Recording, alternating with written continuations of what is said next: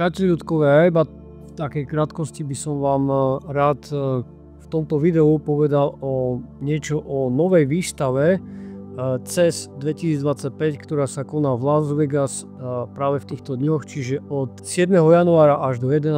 januára. Na tejto výstave, v podstate vy čo neviete, čo je CES 2025, tak CES znamená Consumer Electronic Show. Na tejto výstave chodia všetky firmy, technologické firmy, ktoré majú čo ukázať, cez malé firmy až po tie najväčšie firmy, ako sú napríklad Google, Nvidia, Sony, AMD, LG, Samsung a všetky technologické firmy, ktoré vás napadnú, ktoré vyrábajú aj telefóny, televízory, všetko proste nájdete na tejto výstave. Tento rok tam bolo odprezentovaných strašne veľa nových zaujímavých vecí, proste je toho brutálne veľa, čo tam bolo odprezentované.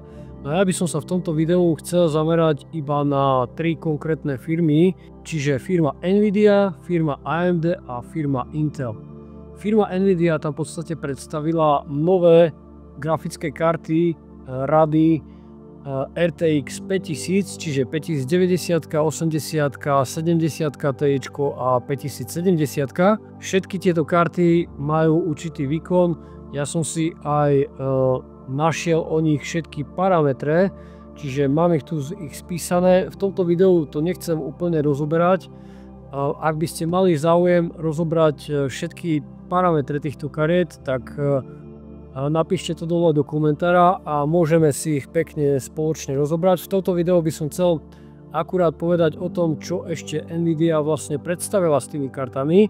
Čiže jedná sa o novinku alebo novú knižnicu DLSS 4, čo je v podstate takým hlavným výkonnostným ťahuňom týchto grafických kariet, pretože nie všetky grafické karty sú alebo majú také hardwareové parametre, aké si užívateľia alebo hráči hier predstavovali. Na druhej strane to zachraňuje tá spomínaná knižnica DLSS 4, v ktorej prichádza už aj nový Multi-Frame Generation System, ktorý dokáže generovať masívny počet frameov v hrách. Ten počet frameov by mal byť oproti predchádzajúcej verzii Frame Generation, ktorý bol v DLSS 3, raz toľko lepší pravdepodobne.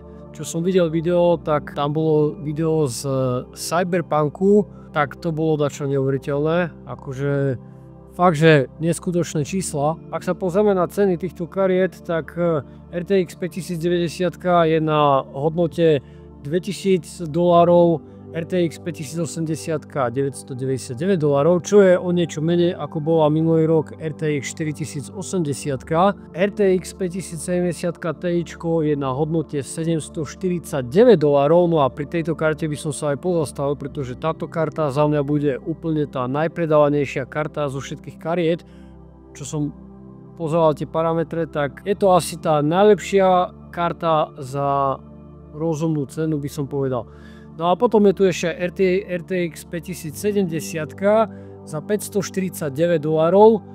No a tu pri jednom šote dokonca si dovolili spraviť takýto šot, že RTX 5070 prirovnali k výkonu 4090. V podstate tu by som mohol apelovať na to, že z jednej časti je to pravda, ale z druhej časti to absolútne nie je pravda, pretože keď sa pozrieme na hardware týchto kariet, čiže RTX 5070 a RTX 4090, tak hardware pri RTX 5070 sa ani z časti nevyrovná hardwareu 4090, čo je úplne jasné, hej. Tento výkon v podstate je udávaný iba pri napríklad určitých hrách, kde je použitá nová knižnica DLSS 4 s novým Multi-Frame Generation, ktorý dokáže produkovať podobné FPS, ako dokázala produkovať RTX 4090 pri DLSS 3 z Frame Generation. Čiže dostaneme rovnaký počet frameov, ale zase otázne je, ako to tie karty dokážu, alebo tá umelá inteligencia dokáže vykresľovať, aké tam budú neduhy, aké tam budú artefakty, alebo čo tam všetko bude. Na toto som zvedavý. Rád by som si to aj sám otestoval, takže uvidíme, či sa mi na test možno niečo také dostane. Neviem. Ďalší obrazok, ktorý som tu chcel ukázať, tak môžeme vidieť, že táto nová RTX ktorá je tu na obrázku, je RTX 5090. Taktiež na tomto obrázku môžeme vidieť, že aj celá tá základná doska, kde sú čipy a všetky komponenty a súčiastky tejto karty, je oveľa menšia tá doska, pretože predtým išla po celej dĺžke takmer. Teraz môžeme vidieť, že je iba v strede. No a taktiež tu máme nový 3D tvarovaný chladič alebo vapor chamber, vďaka ktorému karta bude o dosť chladnejšia alebo bude mať efektívnejšie chladenie. Takže tu došlo aj k novému redesignu, čo vyzerá naozaj veľmi dobre. No ak sa pozrieme tu na nejaké parametre, tak môžeme vidieť, že napríklad pri RTX 5090 CUDA cores alebo shaders sú na hodnote až na 21760, no a pri RTX 5080 je to hodnota 10752. Čiže dvojnásobok, väčší dvojnásobok, to je neuveriteľné. Proste ako to zrástlo. Ak sa pozrieme na RTX 4090, tak tu bol počet 16384, no a teraz 5090 má tých 21760, čo je fakt veľmi pekný nárast. 4080 tam veľký nárast nie je, môžeme vidieť nárast iba 1000 CUDA cores, čiže z 9728 na 10752. Rámka pri RTX 5080 je na rovnakej veľkosti, čiže 16 GB. RTX 5090 si polepšila, čiže rámka sa tu zvýšila na nejakých 32 GB z 24 GB. Taktiež aj typ RAM pamäti sa zlepšil z GDDR6X na GDDR7, čiže tieto rámky sú niečo rýchlejšie. Môžeme sa pozrieť na memory bandwidth, čo je vlastne prepustnosť pamäti. Z RTX 4090 nám vzrastla rýchlosť z 1008 GB za sekundu až na 1792 GB za sekundu, čo je neuveriteľné. Taktiež memory bus alebo zbernica sa zvýšila hodnota na 512 bitov z 384 bitov. A taktiež sa zvýšila aj spotreba tejto karty z 450 W na 600 W. Čo sa týka 4080 a novej RTX 5080, tak tá veľmi výkonovo, v podstate hardwareovo nenarastla. Za mňa, čo sa týka, tak najviac z týchto kariet sa oplatí RTX 5070 Ti, pretože tá ponúka najviac muziky za dané peniaze. Ak by ste chceli vedieť bližšie parametre, tak samozrejme napíšte to dole do komentára, všetko si tu rozoberáme úplne dopodrobná, pozrieme sa na každý jeden parameter, povieme si aj, že čo je čo a v podstate aký to má výkonnostný nárast. A všetky tieto veci mám tu napísané v tabulke, čo môžete krásne vidieť.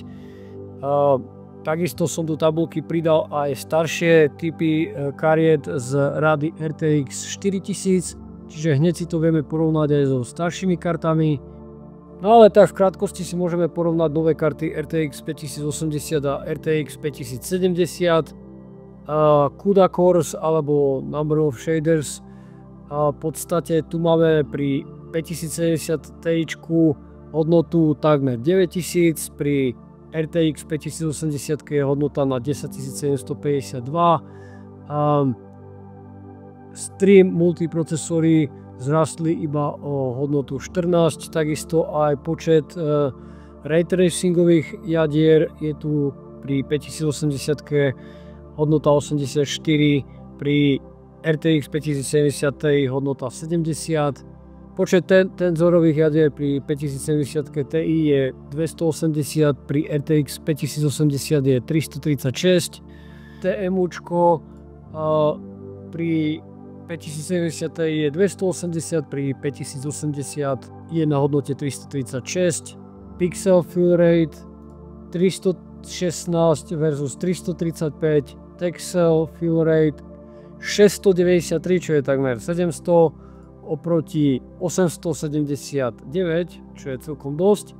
No ale čo ma najviac zaujalo je pamäť RTX 5070, pretože táto má 16 GB pamäť, v podstate takmer takú istú, ako má aj RTX 5080, pri RTX 5080 akurát rýchlosť pamäti je na o trošku väčších megahercoch, čo si v podstate budete môcť asi aj pretaktovať, pretože to bude úplne rovnaké. No a taktiež aj frekvencia pamäti RTX 5080 je na väčšom takte. V zásade to nie je až taký veľký rozdiel, ale keď sa pozrieme na cenu 749 a $999, čo je rozdiel v podstate.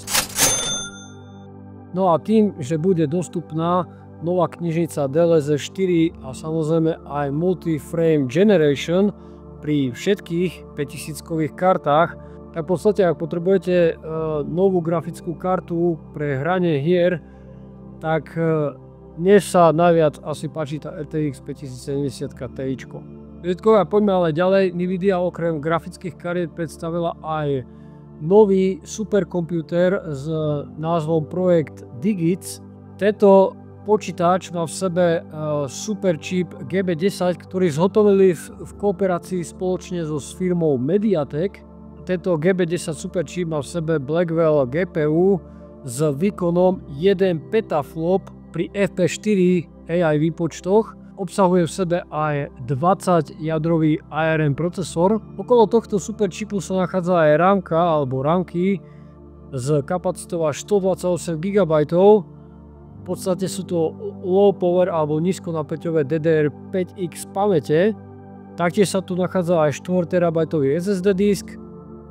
Taktiež tu nechýba aj čip Connect X alebo aj konektivita Wi-Fi, Bluetooth, USB a tak ďalej.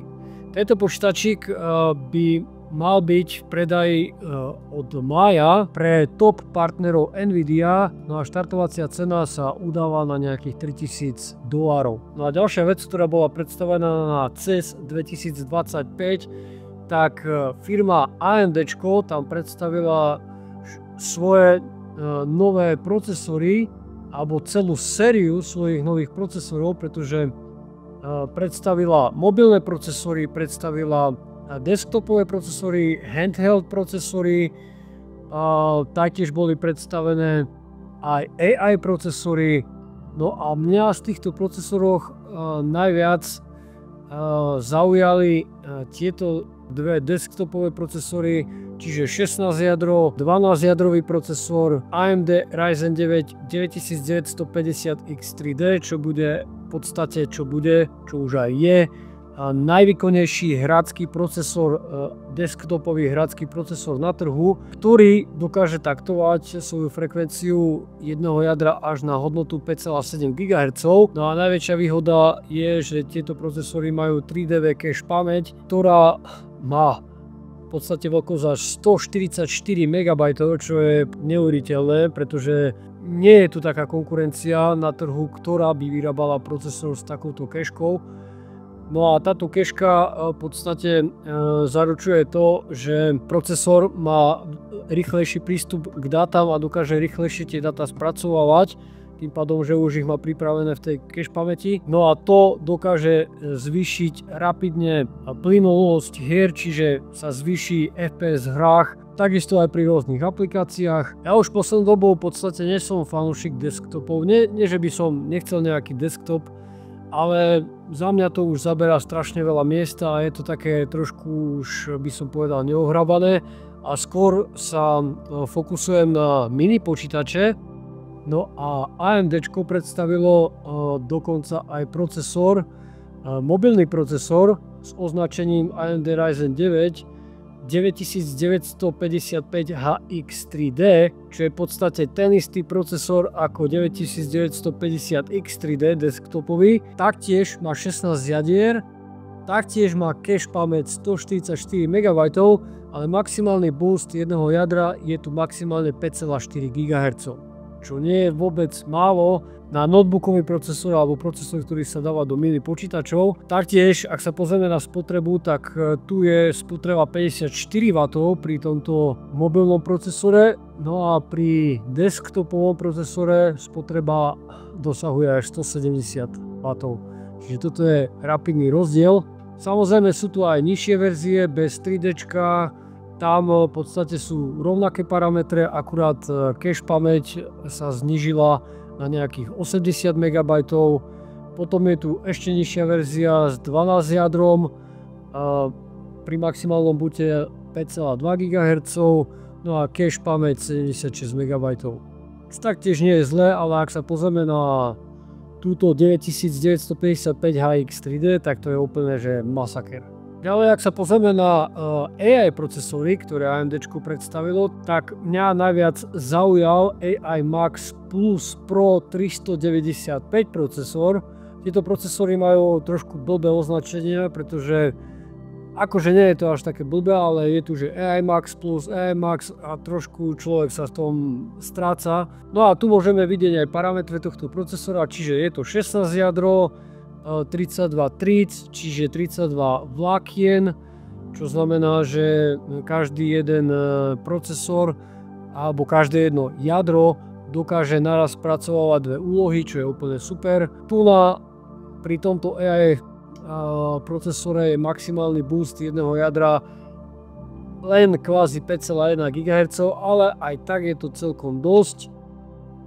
Povieme si za chvíľku prečo. 80 MB cache pamäť, čo je taktiež dosť, no a tu už máme nový parameter, čiže 50 TOPS, čo je AI Performance, pretože sú tu už aj nejaké jadra pre výpočty strojového učenia. Tento procesor má od 45 až do 120 W.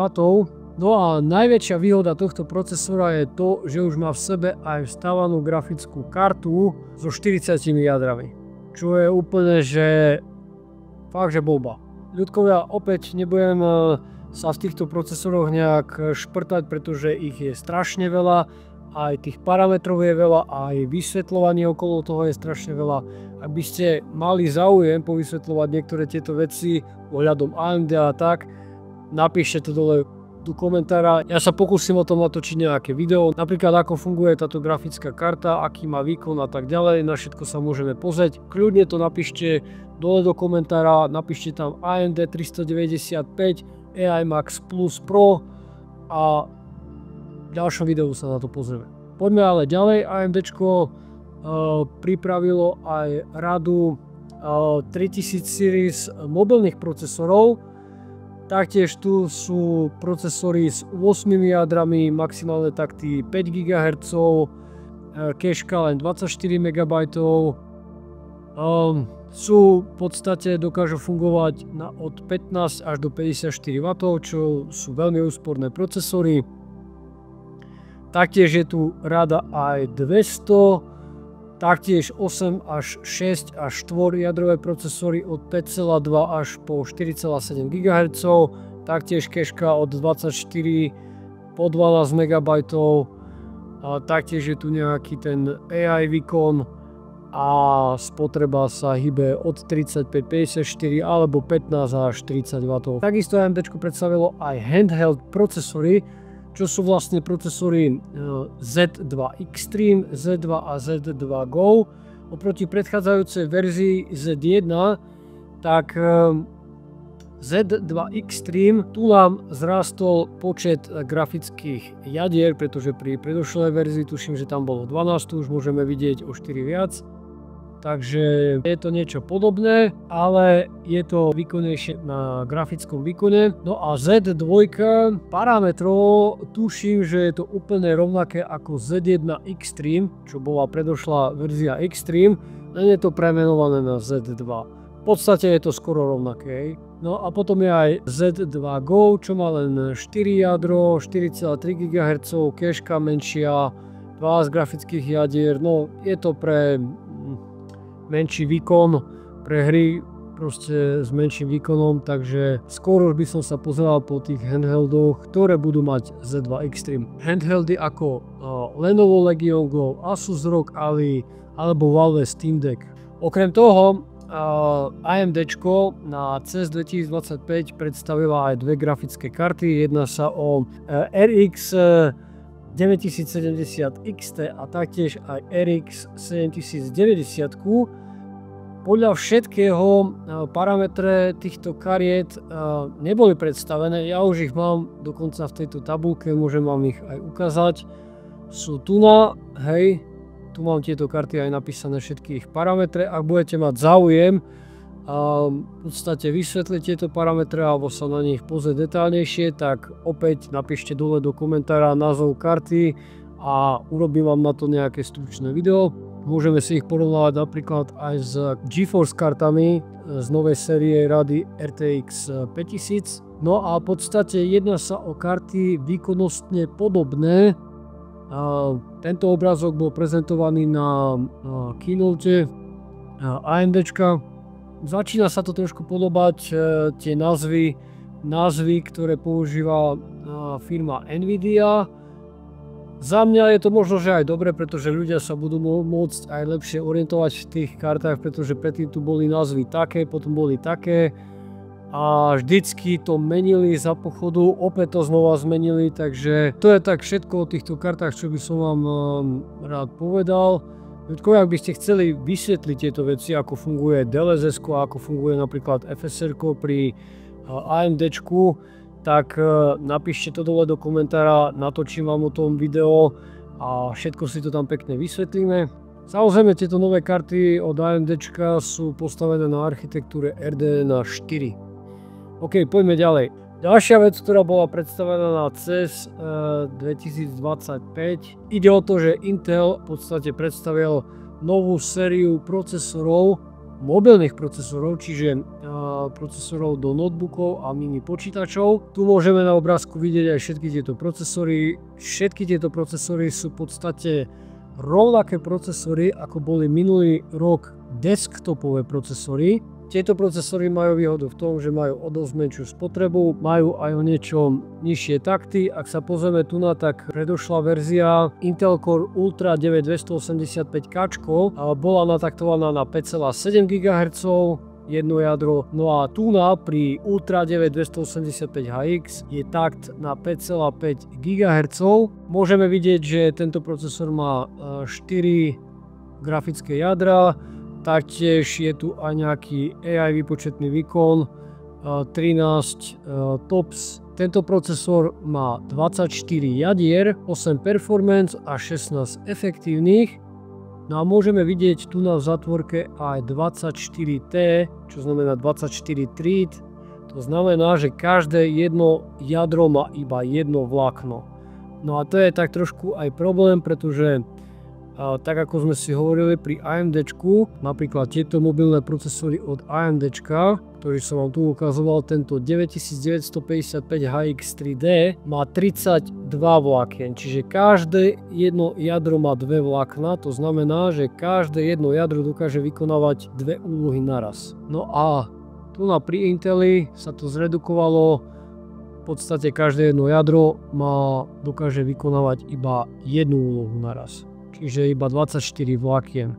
Tu som spísal aj trošku viacej informácií, čiže minimálny takt procesora je 2100 MHz, maximálny je 5500. Je to séria Intel Arrow Lake, cache pamäť dvojka je level 2 na hodnote 40 MB, cache pamäť 3 je 36 MB, dokopy je to nejakých 76, čo tiež nie je zlé. Výkon performance jader sme si hovorili, že je na hodnote maximálne 5,5 GHz.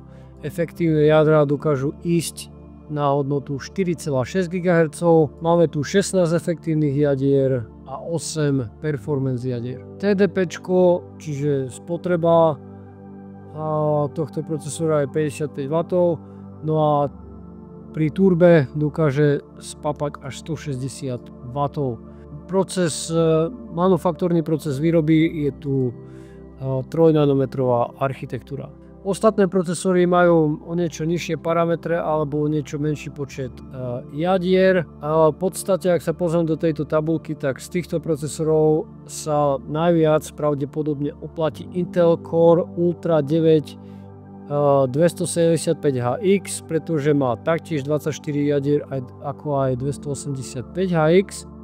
Má taktiež 4 grafické jadra, má ten istý v podstate AI výkon. Akurát takt jedného performance jadra dosahuje maximálne 5,4 GHz, čo je len o 100 MHz menej ako má Intel Ultra Core 9 285HX.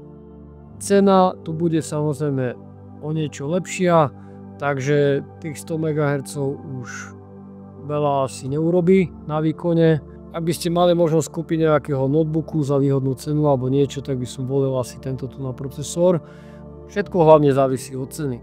Intel v podstate nie je ani v dobrej pozícii, čo sa týka procesorov, pretože AMDčko úplne predbehlo dobu, ako odprezentovali tie hrácké procesory nielen na desktop, ale za mňa hlavne ten hrácky mobilný procesor, tak toto je úplne iná liga. Samozrejme aj cena tohto procesora bude niekde inde, no ale to všetko ukáže neskôr čas, ako sa budú hýbať ceny. No a ďalšia vecička, ktorú som vám chcel ukázať, alebo ktorej som vám chcel povedať, ktorá bola predstavená na CES 2025 HDMI 2.2. Po novom tento HDMI port bude mať rozšírenú šírku pásma až na 96 gigabitov za sekundu oproti predchodcovi HDMI 2.1, ktorý bol na hodnote 48 gigabitov za sekundu. Tento naraz umožňuje prenos vyšších rozlíšení a obnovacích frekvencií bez kompresie, čiže v plnej kvalite. No a tento kábel podporuje 4K rozlíšenie až pri 480 Hz, alebo 8K rozlíšenie pri 240 Hz, alebo až 12K rozlíšenie pri 120 Hz.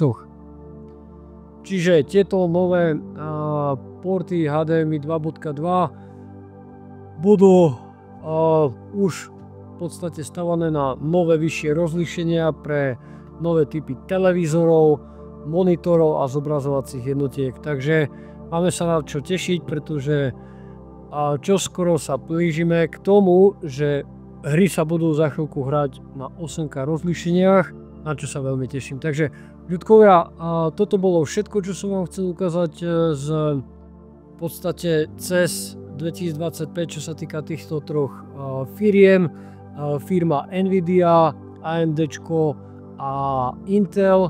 Ak by som to mal zrekapitulovať, tak Nvidia predstavila nové karty rady RTX 5000, za mňa najvýkonnejšia, alebo najvýkonnejšia, najviac dostupnejšia karta, čo sa týka pomer cena výkon, bude RTX 5070 Ti.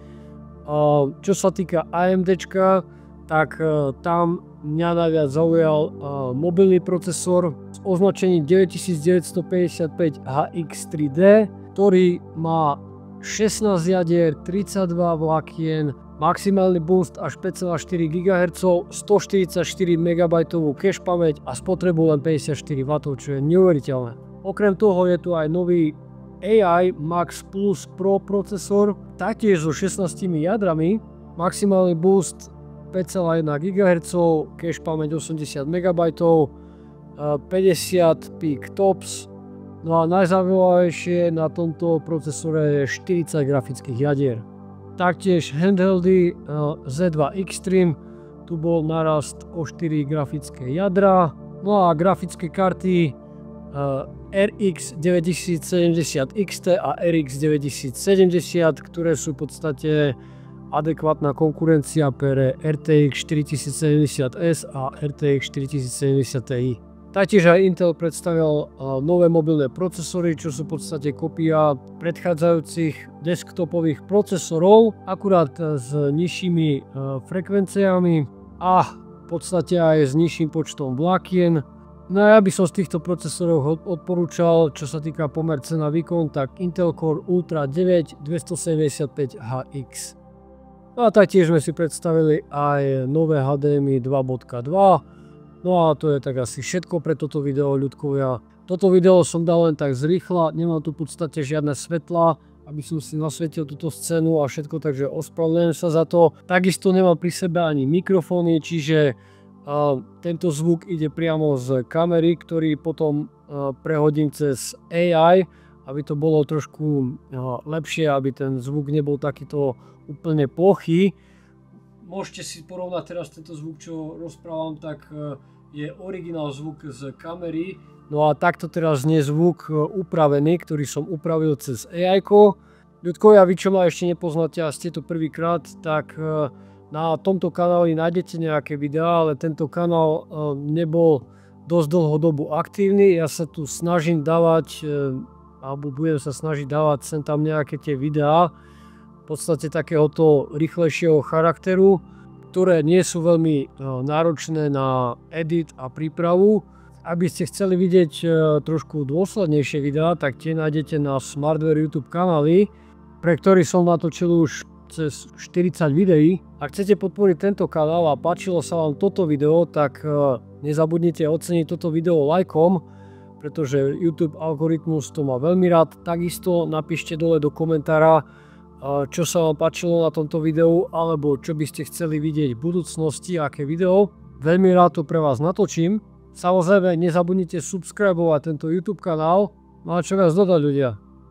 Stay free a vidíme sa pri ďalšom videu. Čaute.